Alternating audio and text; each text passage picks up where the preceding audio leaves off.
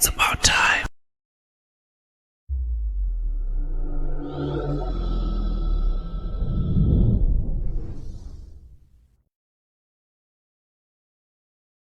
Tikulandireni kulikonse kumene mungakhale nthawi ino ndipo kuchokeranso kuno ku Times Television TTV, Times 360 Malawi Facebook page komanso Times Radio tafikanso ndi program ya Hot Current, program imene imapereka feedback ku nkhani zosiyanasiyana zimene zachitika zikuluzikulu mdziko muno kwa atsogoleri komanso ena amaudindo osiyanasiyana.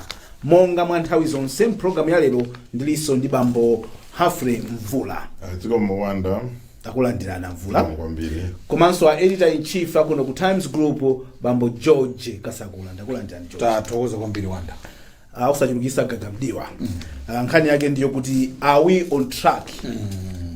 On prosperity. Yes.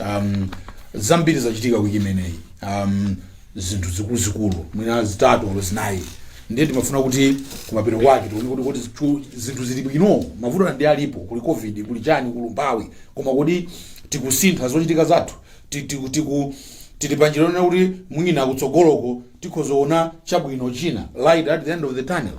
Why do we say this? Zambiri mbiri zachitika. Number one, a president ali ku parliament, monga manthu izo sanapita ku parliament pachitatu kumene ambaye akamafunso aphungu a nyumba ya malamulo, ndipo akamba zambiri koma chimene china pasachibuli probably chona kuti magetsi mdziko muno akhala kutivuta kwambiri. Anthu Italy magetsi amene mapanga ndi ochepa na zimene timafuna kuti tichite magetsiwo, komanso anthu ambiri mdziko muno majority magetsiwo sawaona ayi kululo area kuli amati marepo komabe ayi ndi tuzukira bwino iyi ikapsa kaya transformer kuti akakhonze poti kumudzi palibe amene amakwenya escom sizimatenga nthawi so nzovuta.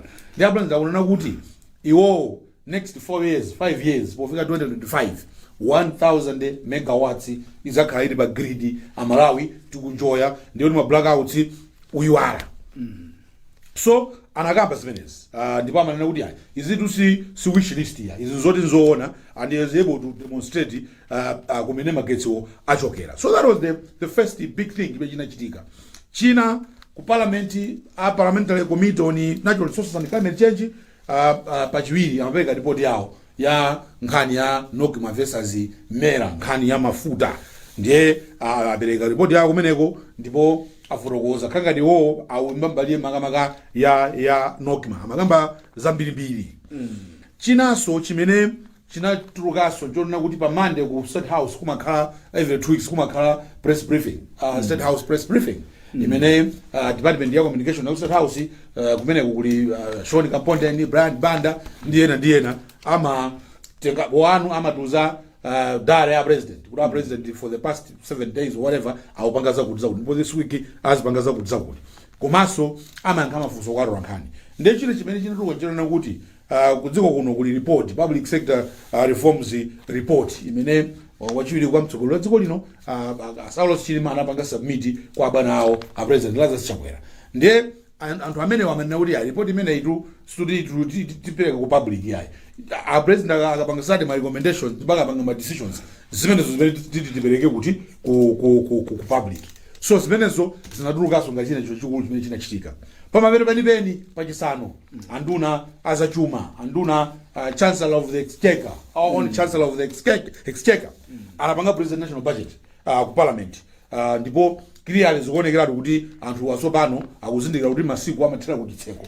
Ndiye afuna achite balance pakati pa upanga fulfill ma promises amene anapanga promise anthu a Malawi ya campaign komanso at the same time kuonesa kuti economy kupanga recover especially nkhani inoyo ya nthawi inoyo ngati nthawi ya covid ngati inoyo economy kupanga recover. So zimaonekera kuti zimene afuna apange achieve abluso zina ndi zina duty free week ya makamba ija audapanga anena achita gazeti kuti ndi wiki liti $3,000 katundu duty free adzalowa.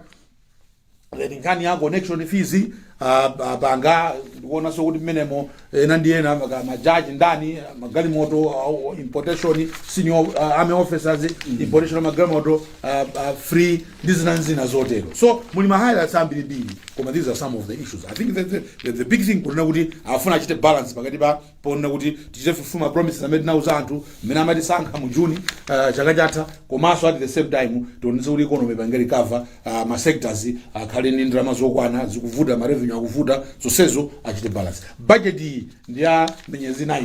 Yes. So clearly the figures are lower because I think they are comparing with 12 with 9. Next afuna kuti financial year is here mu April. Yes. So this budget is at by April 1. April 1 you have another budget that must be done. Yes. Chabwino tamba choncho kuyala nkhani zathu zimene tikambirane mu program yathu ya lero ya Hot Current.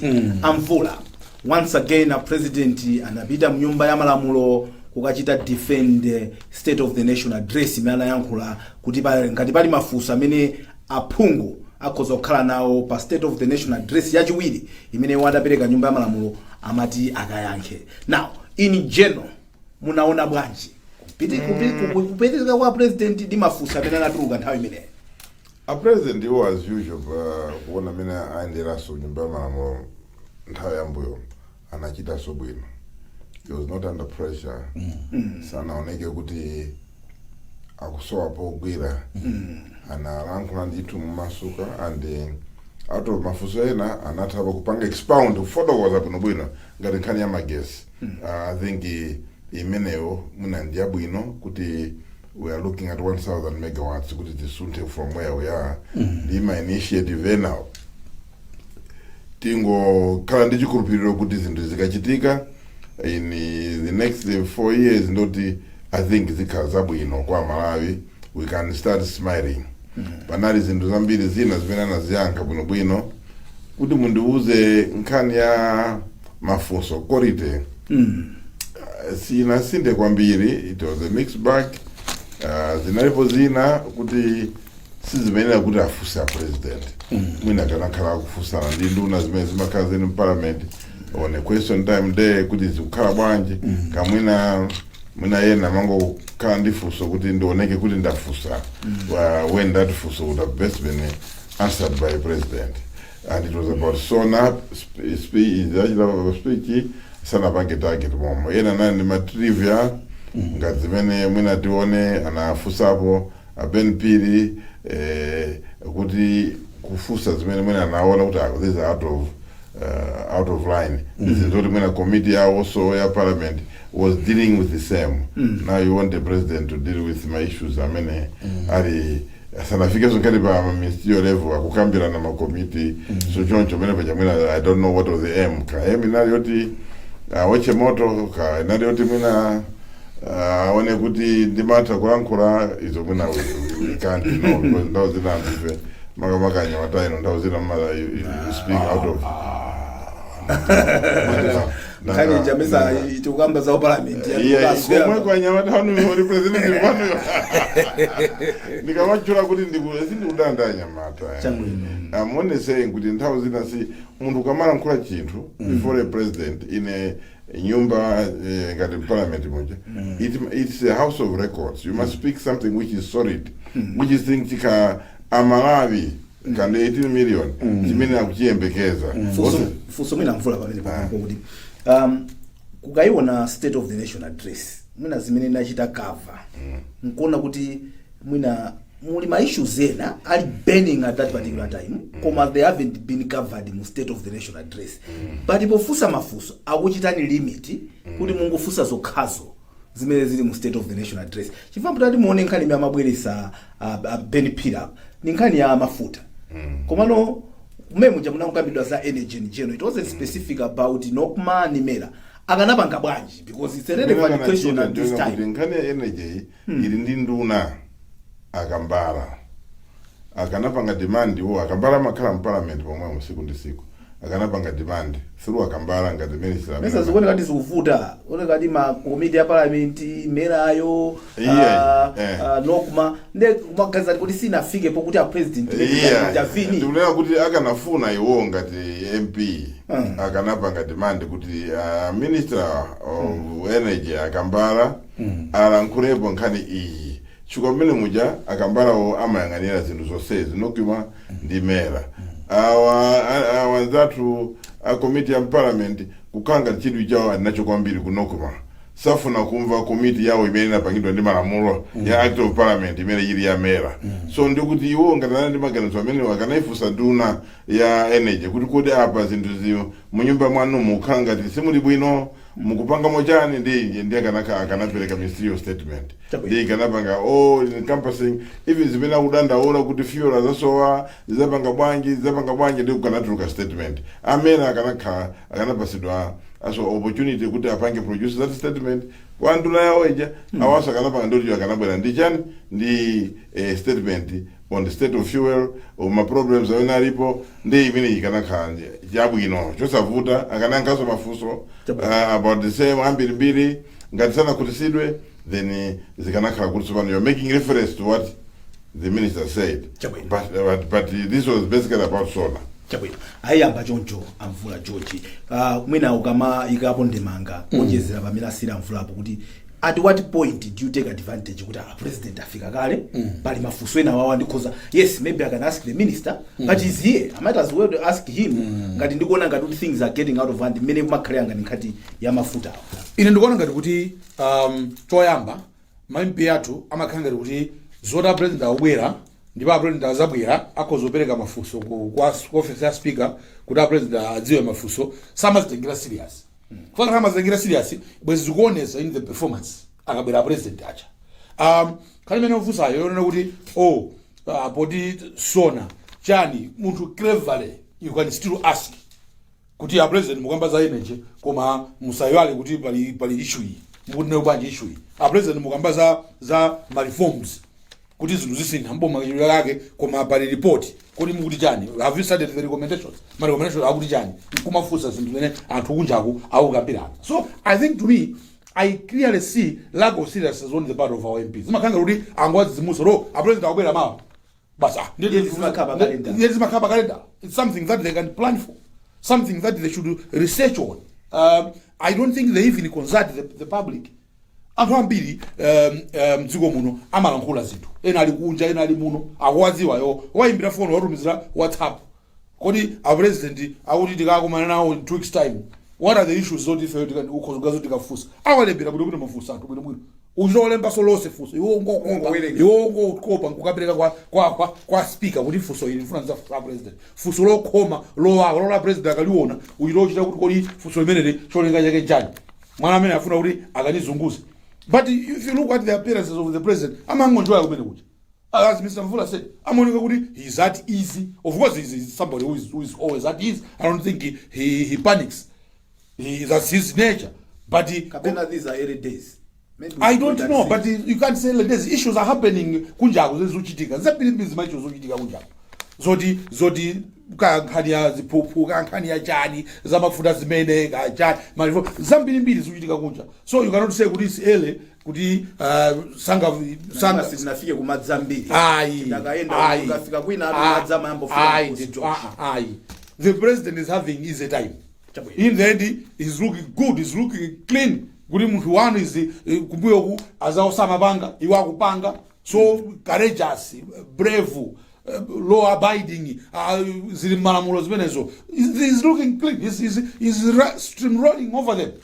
We are saying no. Fatima Honda zimechitika kwina kuti akabwera mtsogoleri wa dziko. Imagine the leader of the opposition did not. Yes, exactly. There was a no show. Yes, for Anankhumwa. Completely no show. A leader of opposition. But mene kwina kwa makala president and leader of opposition. Sobano muntu mtsogoleri wabwera iweyo you call yourself president in waiting. Wabwera muntu amene ufuna umulande udindo. Now you let him to others. As you can uzukana na malombo ora kodi kwachi leader of opposition simuna percent how you uncle.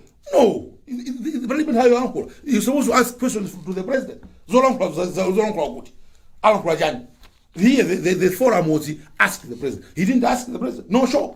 So can you say the MPs are not serious about this thing? They only do not. Look, you've said to yourself.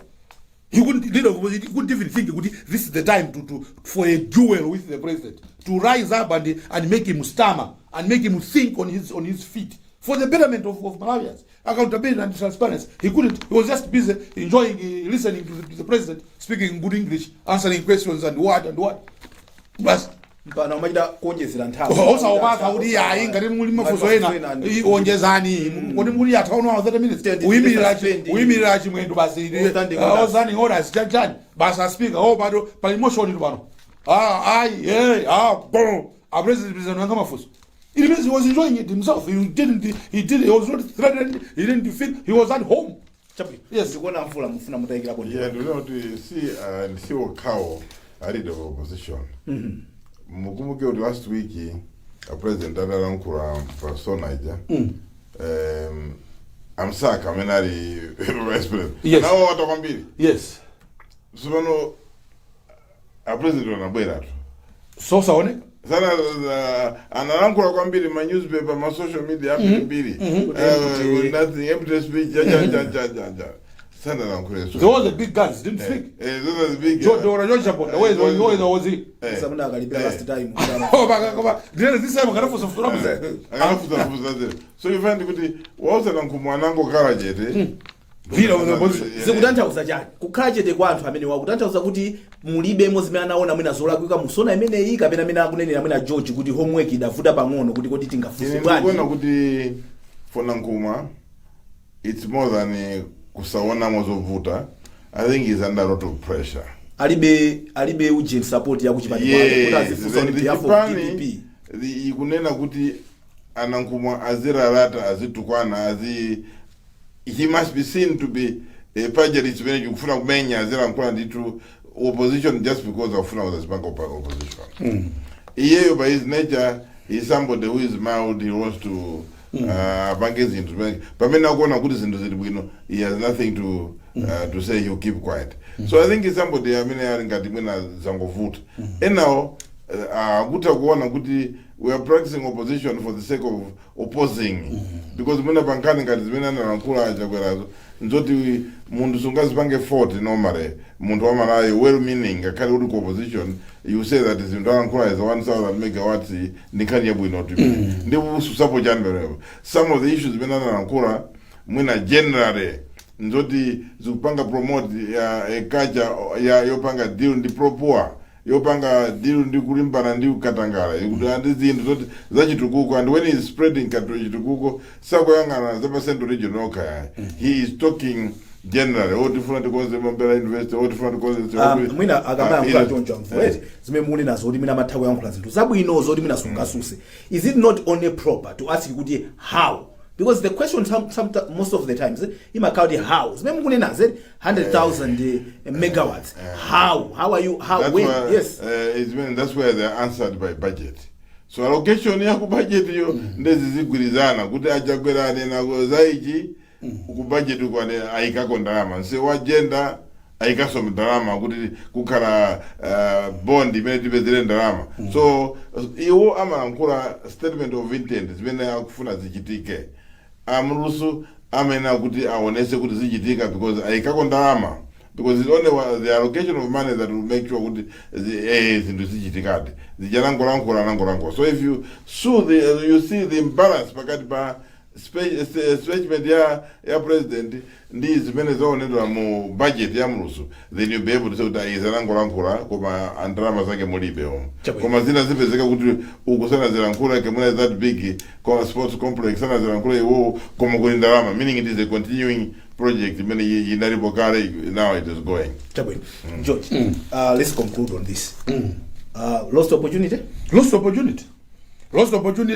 but the president grabbed it with both hands. So the president was a good opportunity to once again show kuti ziyama kamba za rule of law ndi kuchita simunganamizire ndikupita ku parliament ndikupanga submit myself. But did we get value from our MPs? We didn't. Anzawo ma president okumawa akamaona mwina akungoona kuti mwina tinkangopa right kotheka kumapita umakayanga kapena iwaja mwina akanathawa kumana ndizo siyana zimene zikuchitika pano amvula.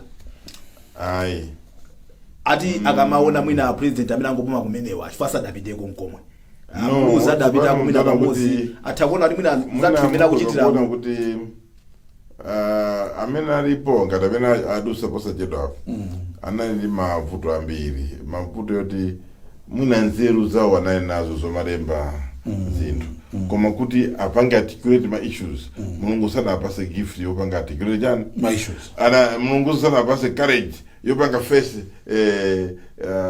audience or crowd yambiri muona kuti ndawo zonse debate hivi makana debate abacho kukana debate alibobwera ku debate to even akauda kuti opanga probably your weaknesses kuti this is my weak area so I shouldn't but malamulo they shouldn't drag even akafuna opanga address sonkana public amango you speak entire chepa amango kali papa basi kuti atuse fundo kuna libe zote ankule kuti ndipanga ichi so he didn't have that eloquence mulungu sana apase eloquence mulungu sana apase command of the language amene ndi amutalika nanga amuluzi tundi ambalume ndi amuluzi amata atangopita kamuzi koma mwina chimene chinavuta ndi depth of issues kuti panthawi imene nayovuta mwina sana kale ndi pato kuti azipanga understand my issues mesero munalipo wopangira research as president katakwe ngatino mmene mukutamba zimene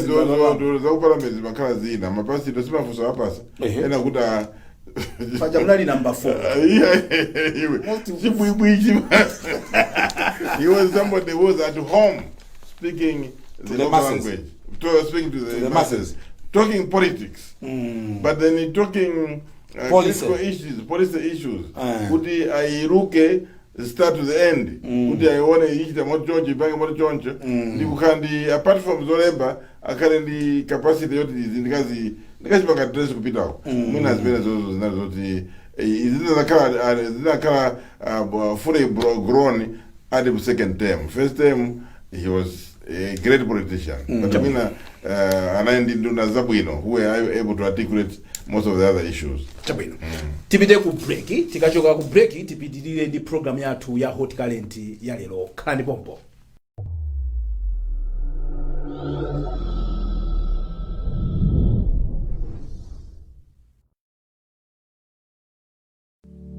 Sometimes you just have to die a little inside in order to be reborn and rise again as a stronger and wiser version of you.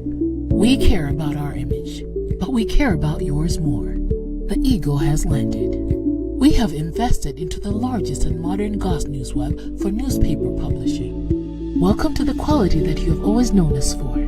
Advertise with the best. 0888 118 133 0887 055 793. Leading is our way of life. It's about time. Sometimes stating the obvious is your only choice. Times Television. Times Television. Times Television is Miss Malawi Television Station of the Year. 6 years. 6 years. 6 years in a row. And we salute all our viewers as well as advertisers for the unwavering support. And we ignore all unnecessary noise to give you best value for your money and time. We rule. We rule. We rule the media kingdom in Malawi.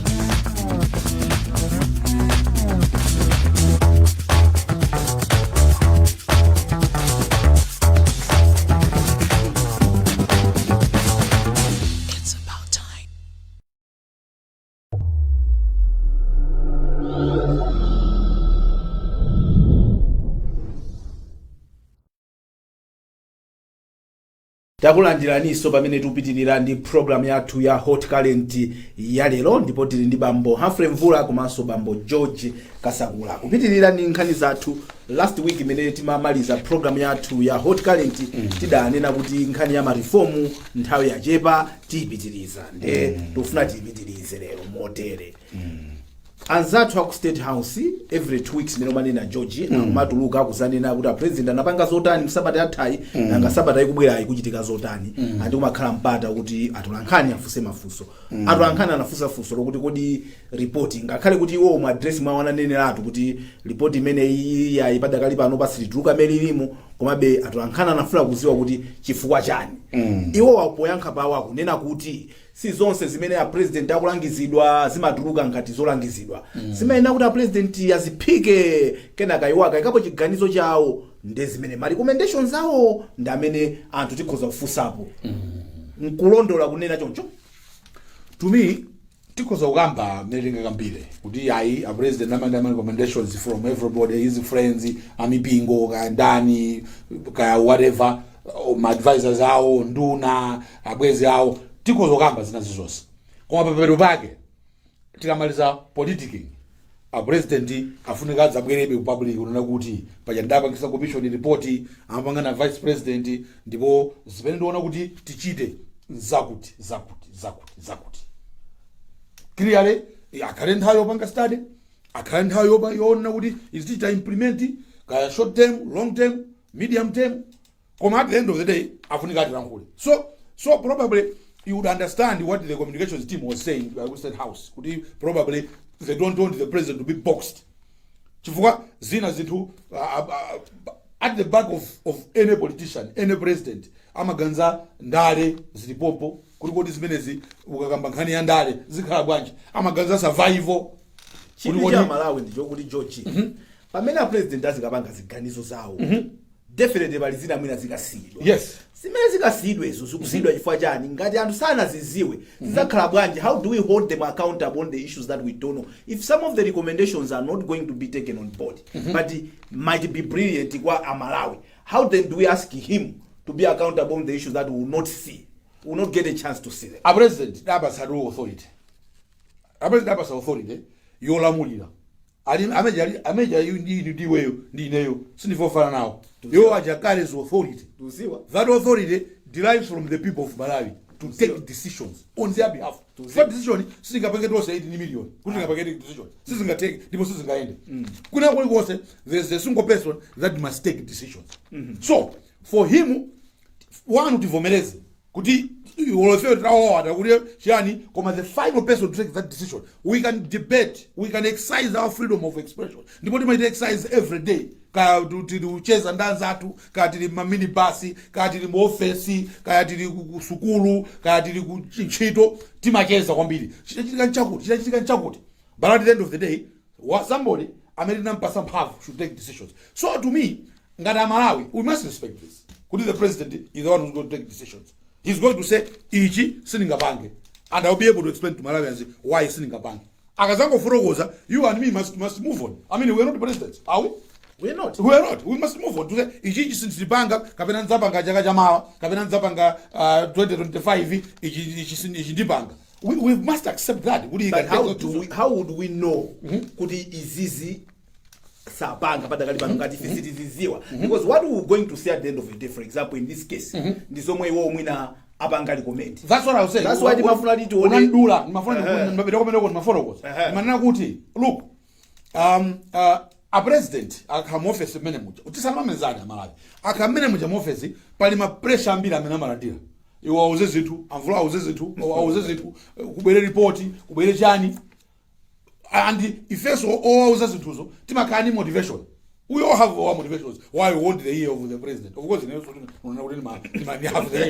the year of the president. No, that's what I'm saying. But we all have motivations when we want to advise the president. So you are Africa has the biggest means of what is sitting up banks, and we must accept. If the only thing that we can do, in the president since I've already 5. Since I've voted. But to imagine, for the they were forced to decide. Let's give him studies. This report is very important. He did it publicly. He told his vice to do this report publicly. And Amara 6.2 billion. Yeah, COVID-19. So there's no way that he can think we are waiting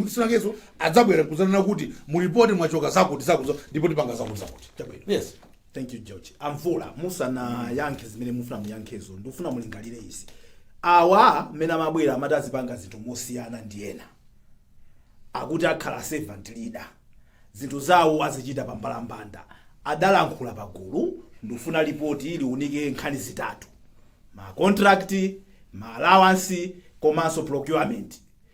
achiwiri awo ndi amene anali ndi mphamvu ndi gulu lawo ati anthu kapereka zinthu zilachisanu anthu atimve nawo zimene akafuna kukapereka zija pano pa iyayi chichewa chasintha tizangomva zimene iwo atachite likomenti mutidyesa galutu muona bwanja mvula apo kunena zoona kwa Malawi in general akuzokhala maganizo kuti pamenepa akutiphunzitsa chifukwa choti mwina a vice president anathamanga kunena ku mtundu wa Malawi lero ndikupereka report ndi kupanga create chiyembekezo kwa atola nkhani kwa Malawi wonse report yatenti ione koma kuti ndifotokoze imene zimakhalira mndondomeko ya maripoti ya boma makamaka iyi report yonachula za anthu ogwira ntchito mboma ma allowance ndi kulephereka kupanga deal ndi ma issue za discipline ena za PPDA magulidwe ma contracts voyamba pariso nkhani ya ma overtime ndi nkhani zotentha kwambiri zokhuza mioyo ya anthu amene akugwira ntchito kale amene amazuka kupita ku ntchito amakhala kudi amene akukhulupirira allowance komwe kaja kaili ndi nkhani yonena kuti ikuzopanga create demotivation anthu kukhumudwa kwambiri chifukwa ndikukhulupirira kuti akanafuna kuti apange report iyo chimodzi cha zinthu zikanachitika amene mwina ndi downsizing kuchepesa mwina ma PS mwina kuchepesa zinthu zina mwina kupanga zina zake za mtundu wanji uli kuchosa ma allowance wo ma overtime allowance mwina zimene zili mu mpukusi limene lolo so report ja president akapanga commission report imenena kuti anthu mama apanga commission report aja apasa aja akapange present kwa president raw nafotokoza ma highlights ndawa ndi ichi saka awele by executive summary paja a president amalandira akangolandira report ija after he has gone through it mwina first reading amata kupanga commission ma PS because akulu amene amayang'ana zikazimezo mwina ma PS attorney general mwina aso akufinance chikuona kuti kodi report imene muli chani chikhala ndi effect yanji kodi tikapanga implement imene ilili umo ikhuza bwanji for example ngati mapanga recommend kuti tichepese ma PS from the number we have today mwina to half what will it entail financially kodi in terms of stability ya civil service ikhala bwanji ko manamulo amene alipo ikhala bwanji kodi politically zikhala ndi fungo lanji kodi mwina akakhaza ma contracts amene tapereka kwa anthu ena chimodzimodzi tinapereka kale ma contract ndiwo tipange nawo bwanji how do you move forward so zimene zimwina a team of ma PS amataso kutani kuoneka and a team of anthu a politics awo amene amapanga advise amaponyaso nkhani zikuti zimene taziponyani mwinaso NIB amata kwauza can you research on these issues what will be the reaction ya anthu kuti zikachita choncho zina mwakuti so zikachoka akafika ikachoka kusaini zosezija amapanga sensitize pano report ja versus zimene aziona analysis imene iyanke ramification political ramification politically what did leavula za president financially takufusa nifuse leavula za president kodi pamene tazindikira amvula George pamene tazindikira kuti pali vuto apa pali vuto la ma allowance pali vuto la procurement pali vuto la ma contract tiye tifufuze tiziopa kuziwa chilungamo chifukwa kuti chilungamo tikachiziwa kuti tichite implement ma areas ena ndi amene achapweteka president politically why did we realize that there was a problem we wanted to know the truth the report is showing us the truth now we are afraid no we're not afraid I don't think you are afraid you analyze chikwa pamene mwaipanga identify issue mwanena kuti anthu ena yang'ane you must now be able to say what is the ramification of taking certain decisions panopa chikwa zinazo mwina the contract bound or legally bound zina zonena kuti anthu adalembeswa ntchito on the understanding that azakhala PS ndiye pano mufuna mwachose asinthe pasipo zifuna chani malamulo change of malamulo o ma reforms zake akhale bwanji so umene kuti zinthu izi musana police ndawo zina mapolice kupeza kuti nkhani ja sina tuluke bwino so that's the political ramification as well as the financial ramification because there's no need yoti president not vice president arengeze zinthu zimene sangathe kuzichita awo arengeze zinthu zimene kuzichita kwake kwavuta kuti mwina they require more than 1 year to do it so he has got to plan kuti tipange bwanji tipange mwantundu wanji so ultimately apita nazo cabinet. Okay. Ukakhala presentation yabwinobwino kumva kuona kuti tinapanga choncho report inati choncho ma recommendation akuti choncho. The best practices around the Zodiak or ene kwinako zikuyenda choncho. Anthu ena anapanga resolve mankhanizi kupanga zakuti. So if as Malawi we don't have to kuti tipange invent solution, tipange adopt mwina model way. Or titumize vanthu ena apange so study kwina ndi kwina kuti aone kuti zikuti bwanji. O titenge anthu amene mwina azipanga nthawi yayitali mwina tikaone kuti anzathu mwina ku Tanzania kupanga bwanji, Botswana kupanga bwanji, ku Zambia kupanga bwanji, similar problem. Mwina then we can pick up international experience beyond Zodiak kuti anapanga bwanji, how did they resolve these things in Ghana. So zimenezo zimapanga demand time because ngati chinthu mwachipulumusa because you want to make a headline, awanda mfuna patuluke headline, ndi kuti chimenecho chizavuta kuwaka tsopano because mwina it looks so sweet to the populace, but later on the president has decided kuti chinthu chimenecho chipange shave until next year. Mukwiya ndifo chani just as good as mnaona kuti pankhani ya budget amaneno ya sipano duty free week ichitika chaka chino anthu amawata kwambiri nkhani ya duty free week. So mnandinamiza because these are things that you need to plan. You need to plan and say panopanena you are not hearing anybody udandaula sipano mwachitiranja Thokoza Mvula. George, in the absence of this report, there are a lot of speculations, and the State House press team omwe wabanga briefing inamenyesa mutu pamwala kuti sili kutuluka report imeneyi tivomereze. Now ngati palibe zimenezi anthu akuganiza kuti chifukwa chani pakukhala ngati pakuchitika chonchi mwina president zikhoza kukhala unpopular chanja tidamba chinthu chomwe mwina sitimadziwa kuti tichichita hando bwanji kuti atuluka zinthu zikuluzikulu ngati zimezi. No, as Amvula fotokoza kuno kwambiri mmene amayendera maripoti mboma. I think zinaleka kuti they gave the impression kuti ikhala public function, and then later on I think anadzauzana kumbuyo kuti ayi singakhale public function. Why? Because we're going to box the president. Ziyana na Mvula zija kuti ma process amboma kuti ayende bwino. You can't report anapanga commission da president. I think sinapanga commission fail report ya Malawi tose kuti nana kuti tipase report anapanga commission da president. The president amazibweteka okha chifukwa choti maybe been trying to be transparent and accountability pena pake mwina amapanga promises zinthu zina zokuti sizingatheke with running of the president. And I think clearly from the way he answered, yes. Sometimes mwina makha kuti system ya rusazitulsanga papete zitusimene otuluka tikadaziphikabe ndesibakhabe. I mean Zambia cabinet for example, he said was a cabinet assessment mpaka pano sinachitike, and the cabinet is intact, is staying put. So probably zimachitika need to teething problems, they have learned things. But at the end of the day, this report was commissioned by the president. So he was supposed to be the first person to be given this report, not the public. Akapanga decisions. That's when you say, kunaruka report, tinapanga zakuti. I mean, this is a report that is said publicly. Surely you cannot imagine kuti ana kuti report basi situruka pakana. We know kuti lizaturuka. Yes. What we are worried with kuti azikachosamo zotani zimene mwina ifeni zimene tidakafuna kuti zichitike. Kumene popo George pamene tinapo vuto kuti mukubisiranji osazibwesa pampata zose zimene zapezeka. At the end mukamasankhapo tizizwa kuti okay masankha izi masiya. At the end of the day one, you're not getting it. You're not getting it at all. You're asking the same question already kuyanka. Tikunena kuti report ndi ya president. A president amene ndi authority to implement this to dziko muno. Not you and me. If we only hold him on what he has done. 2025 we will say a president munapanga zakuti. If it's not Sangrasa Benz, I'm not voting for you. Or munapanga zakuti is not Sangrasa, I'm voting for you. But we imagine we should box him. We should box him. Ananakuti ma PSC akale 5. I don't know how many there are in government now.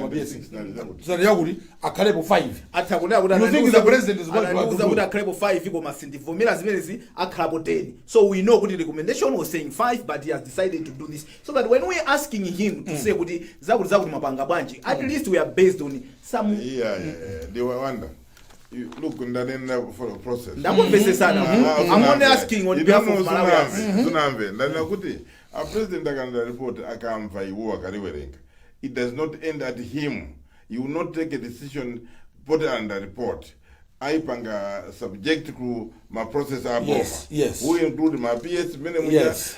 na ma key officers ulendo attorney general ena ndena amene amayang'anira zinthuzo ST kuona kanjofuna ndalama zina kafuna achosedwe anthu ena attorney general advice afusa kadakanchezera akafusa kandani apanga di special purpose za ma contracts okugula zinthu apanga zimene zichi. So the president has got to be informed by those consultations, Yes. including my visits kuti akapange study kunja kuti aone bwanji. Yes. From there it goes to cabinet. The president ongokhala kuti tinasanga president wotumiza mawu amene consensus yazo says ikaba. I'm sure pozapereka report yo sikuti azabisa china chilichonse yayi. Azapereka kuti the initial recommendation inayo kuti but the further analysis inapanga kuti tipange izi zitapange pano ya ngati zapanga zimenezo iwe ndine zaka suspicious. The other problem that is there to our address now problem ya vice president mwina anatamanga kunena kuti lero ndikapereka report because anapanga create anxiety. Asada basidwa 90 days. Yeah, so it was just saying there was no I'm going to the 90 days was given by the president, not given by Malawians. I mean, I'm going to report it to the president. So anapasa 90 days. Anapanga report you before 90 days, akanango nena kuti report ndipereka. Or popereka hapo akanafuta kwa process. Our State House press office mwina tingo atandiza kunena kuti the whole idea of kukhala iwo ku office is to make sure that when they are passing on information to the public, isakhale kuti akupereka impression kuti zimene sizingatheke. You should be able to say there is a procedure. Imene matani ngati mena ndendapa imachitika. A president can report it will subject to 1, 2, 3, 4. This should have been said long time before the report came up. You would not expect the cabinet to shuffle in the middle of parliamentary sitting. You can't. There's no way that you're going to get a situation could the president akupanga shuffle cabinet before parliament or within parliament. No. He can't do it because you still need the current minister akapange president akapange mafusa. You still need the current minister kuti akapange ministerial statements. So this is only kuti sungaibekeze pano kuti hai a president mina Monday apanga dissolve cabinet. Singateke. He can only do it after parliament because that's it. So the whole 6 weeks prior, before parliament, and during parliament is means so zimango kama kuti mwina the level of explaining zimene imafunika the kuti iniyo musakale ndi kutira ntima ndimene imafunika kuti iwo anzatu amene akupanga disseminate information they should be able to create my caveats kuti ya report yatuluka koma sumano it will go through a process. Ikatusa process report imene izaperekedwa. There's no way the president will not dissolve a cabinet. There's no way the president will not answer, will not present that report publicly. Yes. But then he will not present it before it has been analyzed. That's being very careless. Kungoponya bomba basi. Movira muzo no kamene kwa. George kuchoka hapo Nkhani mene timalize model kuti how do we balance kuti Malawi akupereka pressure but also allowing the president to do the right things for us ameti daika pavado kuwapa samphavu kuti azitsokolera. It's explaining to the people of Malawi like they do, coming with press office here with State House explaining this is what is happening, and we as journalists asking kudu sona president orisa na malizo upanga study ziyakamba mvula zicha zili pati pano iya akupena panga komiti ya PS akuziyang'ana akuziphika akuzipanga analyze abweresa atonde chero cheche nkumaforokoza nkumakamba kera kumina president zatuluka tsikulina address to the nation pali zakudi. That's the kind of thing that we want. So eventually report you, I'm sure there's no way the president can commission a report nkunena kuti basi ningokhala ifuna kuti maybe I don't like certain things. Certainly it's possible he doesn't like certain things in the report, but at the end of the day zizatulukabe basi because I'm allowed now zidwa tili ndi problem kapena kuti anthu akumapanga push for their own agenda. Yes, timakabo you know what I've seen mdziko muno ndona kuti anthu timakonda kuti anthu aziyambana. So pompa popeza kuti wina afuna azipusha kuti khalenga rote a president kana report ya vice wao kaya iyayi ka superior agenda iyayi uyu ndi akachita bwino. Those things I think is venezi kupanga dog to say alliance. Mavuno amene ali mto alliance amene onona kuti pali tima competition. So on everything that happens people want to prop up with these things. Kuti aziyambanisa a president na vice how the good thing is these two people I think andonena kuti sakuyambana. Uyambana ni supporters. So yes, there's that possibility. I mean, when you see how others are talking about this report, umorora awarawa panga push ka superior agenda, kuti mina iwo ka superior ka chani whatever, angofuna yamba ni santu awiri. But at the end of the day, the vice president did a good job within the time that he was given 90 days. In fact, he beating the deadline by some days. President Radibotio, we are expecting action now from the office of the president. Chabwino kuchokapo pa nkhani imene ya mvula tipitepo ku nkhani inaso imene report imene inaperekedwa ku nyumba ya malamulo ndi natural resources and climate amene amaperekano kuti avomerezana ndi anokma kuti tiyitanise mafuta kukhala ngati kuti kuchita disregard zimene imachita mera zikukhala bwanji. Wanda nkhani imene ini kundidabwisa kwambiri. Tumaso yodidabwisa kwambiri kuti kundidabwisa ndicho kwambiri because parliamentary committee ili ndi board ya mera imene imakhala governed by an act of parliament imene iwo au parliament uko adayikhazikitsa. It is a constitutional body, it's a body mandated by laws. Nokuma the company ya boma limited ability company mene ili esco mera ndi regulator woyena kuvomereza. Supano ndi udabo kuti zose zama nokuma mera za executive branch of government. Because executive branch of government iwo committee akupanga authorize chintu chimene achikwanirise a executive. What is the passion? What is their passion? Kuti chawo pamene pachikhala ndi chani chimene ndikufunsa kuti apanga meeting ambiri. All of those meetings aimed at forcing mera kuti ipinde malamulo or more or less kuti malamulo apindidwe kuti popanga zinthu zimenezi pogula fuels role ya regulator isamaoneke. Osangosintha malamulo bwanji ku parliament uko kuti malamulo tendisinthe tikufuna kuti so nokuma ikhale body corporate ngati ya act of parliament governed by act of parliament asakhale so under regulator amera wa achoseni mphamvu zopanga approve zinthu zinazi because zimene zinthu zikundidabwisa and I don't understand kuti you even want to force executive kuti agule basi mafuta amene wowo you are ukhala ngati za ndikulepa kusema mawu kuti munthu ndithu kupita ngati ukale pangane zimenezo basi interest yawo ndi chani. And finally to parliament yachita adopt that report. Adopting a report chimene it's just like two things ndingofotokoza. Private member motion adopting a report zinthu izi sizimapanga force executive when they saboma kuti asatire ziti. It is only when they see the wisdom in it kuti tipanga iwo chito yawo ndi ya governance oversight kunena zinthu zikuyenda bwino. Chukwa apapo kwa ine achilenga wa ndi report yawo sakulankhula side ya mera sakulankhula side ya wanzatu petrol importers sikulankhulidwapo sikutuluka. It is a one-sided argument. Imene kwa iwo njopsa za Malawi kukhala short for kukhala crisis pamene kuti sakulankhula mbali zinazo. And then Mera has not talked about it. We haven't even heard the body ya Mera, the body ya Nokuma kukhala pasi kuti zinkatija uko akupanga use deputy chief executive ngati munthu amene ukhala ngati who is actually doing advocacy. He was akupanga advocacy trying to force the process done. Amera kunena kuti zinthu zikhala zodula. Look, zikhala zodula. I mean, I'm a fuel at the end of the day, the person who buys at the petrol tank. Because into this of fuel Kwagwanji, I'm a panga affect into Zambiri, Zikori, the basic argument against that thing at Zitifoot. Should we accept that because the parliamentary committee, you couldn't be a good mafuta, when are the material motives? And I was very happy to hear this greatest gun, the MPA with you. Company in a wake up. Sina Banga now apply, come my pass.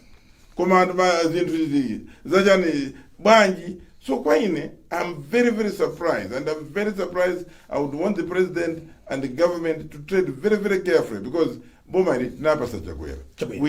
It will be sad. Could mean somebody who today who in 2018 anali opposition, who in 2029 panooneke kuti ali ndi goodwill and only on an item relating to kugula mafuta odula. Zimene zozo mwina ine zikumandidabwisa kwambiri. So I would want Chilenga akhale pansi ndi mabodi awiri amvesese listening to each boards, not individuals in boards. Board akhale pansi aone kuti zikukhala bwanji and be properly guided. Anduna andani Akambara ndino anduna energy.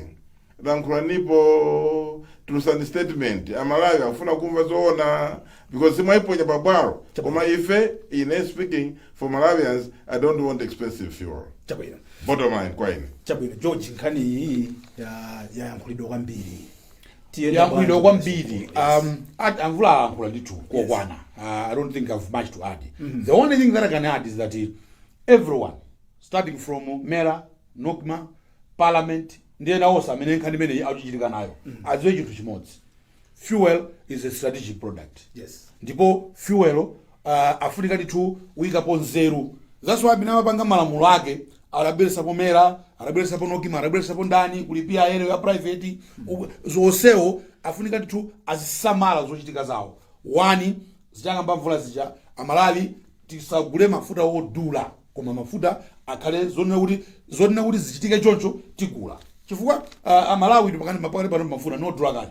That's why umapeza kuti yena ama kuti akafika pa tsangano paja opeza kuti achita branch pa things session okulomene kuja no chipako pene paja.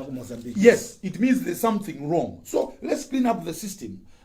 Cholinga chali yese amene wapaka civilians asakali cholinga cha udzikonda iyayi koma cholinga unaona kuti Amalawi tigule mafuta abwino pa mtengo woyenera otsika kuti mwina tingapeze poti tipumirepo. For Malawi we can't breathe. We can't breathe. Zambiri zinthu zikutivuta kana kukanga nafiso atiponda pa kosi chifukwa zinthu zikuendera. So it's very very important kuti achenjere nazo. Two, I hope people have learned a lesson. We need to move forward. I know kuti paralema meeting ndi ukumana chanchani zilezo ndizofunika. We need to have a closure on this issue. Tipange zoyenera kuchita kuti tipite patsogolo. We can't be talking about the same issue and how you say Nkhani ya mafuta. I think panopa aliyese wamva. Chabwino. Malingana ndi nthawi tisunthapo pamene poti malize ndi nkhani ya budget.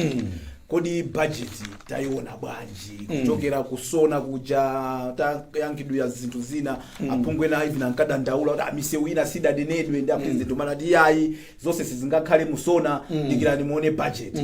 Kodi budget ndi sona zamfana bwanji eni jeno muna ndiyambire ndi amvula mwayiona bwanji budget ndi mene tili mavuto athu kuli ma promises a campaign kusafuna kwa pangira campaign ya president olumuna kuwachemerera ola amuso mwina over time kwa ine budget yaonekako bwino.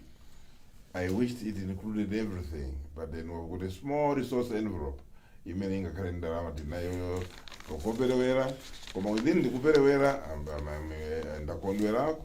I'm very happy to hear of Mombera University in Kosia Mbewa University. I'm happy to hear about the Dingeni Road. I'm happy to hear about that road yopita ku Chisi kuti. I'm happy to hear about the Rangwi Road. Iyali Rangwi uste andu avutika nawo zaka kandi 20 chakuti matipate chibwerere even ndawa kamuzi. Andu akudando wazanse umene kuti nse wakuli Rangwi suri bwino. I'm happy to hear about the waku Mwanza chan. Zimene zokumise zabwino. And then the issue yona kuti education representative zambiri mu budget mu allocation yabwino. I think it is impressive. Aku health na also aku works zina ndi zambiri zimene zioneka momeno zabwino. Komanso kuti akukwanirisa malonjezano amene akakuvuta anthu akaupanga ma demonstration asidepo kaara nkwa chani pambano kazinena bwana mwafusa mvula uli mwa mphayani dauza wanda wa sinda bene mafusa ife timango yakanawo kuti akakupanga udama malonjezano kaya msaka ankwa kuti chani malonjezano sumuteika aikamo zijazo chura free wiki zama connection ka uje ka pay ka bracket ka fika 25 kuma jimeni jani kondrezo kwambiri ni Robin Hood tax, you know Robin Hood tax Idi anthu oleme. The poor, the You rob the rich and give it to the poor. Mafika kugawana almost half. 40%. 40% is too. yes, but that's Robin Hood tax. You kuzani bwana. Yeah, Robin Hood tax. I mean, and 40% go. and amagulipirani ndi amene amagulipirani anthu osauka kwambiri inu mukuzipasa vindu amapambiri Aulimbikira bwana udakwita imene iyakuzana banje. Anthu amene akulanda vindu amapambiri muzanda kwa 6 million muzanda kwa 27 million zote Malawi zimene those areas zandikira moyo kwambiri kuti apanga zimene ndimaziganizira kuti zimene zi Robin Hood tax. Robin Hood tax No, for me, clearly, the Tose Alliance government is slowly coming out of its cocoon. They have used the budget to afuna impact. Clearly, they are looking for impact. Paranima promise manena. Some of the things look like this is ngatege. Jude free week sizingateke kaya kuti munthu ufuna magetsi wa manga nyumba ndiye magetsi abwere no connection if no connection even for order people so kuti izizi sizingateke and it's what the opposition was hammering so clearly they have said izizi zitulia mbanga implement banga fulfill zimene banga promise Malawians. But most importantly for me is these 15 projects because ni ma project that impact miseu kaya Mombera University my project I impact all these incluso pofika 2025 kuti zichitike these 15 things and wazaziona so already apart from campaign promises ndiona ngati kuti budget iso ikuona 2025 chisankho kodi zauza chana Malawi tizauza kuti tamanga Mombera tizauza kuti tamanga nsewa kuti tizauza kuti tamanga nsewa kuti bwino nationally distributed komanso university so they want impact at the same time fulfilling my promise amene ananena kale so probably we can say the campaign budget of course delegate balance kuti chuma chikuvuta koma it's clearly they want to show Malawians kuti zinthu zitheka zinthu zikoma tikhale ndi impact chabwino amvula 1 minute sekani ine ndikuona kuti budget ndi yabwino the major challenge will be implementation. I hope Amurusu ndiwo president ndi vice president akhala kuyenda madonors amukwambiri amugwirizana ayende nditu alembe ma proposal aonese kuti ari serious ndi zimene afuna kuchita poonesa kuti katangaliwa kutana nayo panali wiki yatayi zimene kunali zambiri zimene zachitika for the first time anthu amene anali ma baron amene timanena kuti ma baron kings of capturing presidents anapezeka kuti they are being held accountable. I hope that's not just the start. I hope that's not just the start because if it was the watu amayoambira kwaziwa kuti awa anatana naye uja anatana capture president amakonda kupanga capture ma president. It is a difficult thing. Chakwera angolimba nazo. We wish him well. He should know that they fight back. So as a hope as diwe kuti the process yotana ndi anthuwa isayime isangane nkope isangane color of the skin isangane kuti undi ndani kana kutanizani pa campaign izo ndi za campaign koma zikafika nkhani sopano ya governance ikale governance as governed by the laws of Malawi. Zikomwambiri George four things. One, my MP should add more value kwa president akabira ku parliament. If Malawi tufuna tizoona fireworks kumene kuja kuti a president should be drawn in into explaining things that Malawians are interested about. Number 2, report ya parliament anthu a Malawi avera tapasa nthawi president right pange study koma at the end of the day we want him to come out and tell Malawians what he had decided about the report. I think that's very important.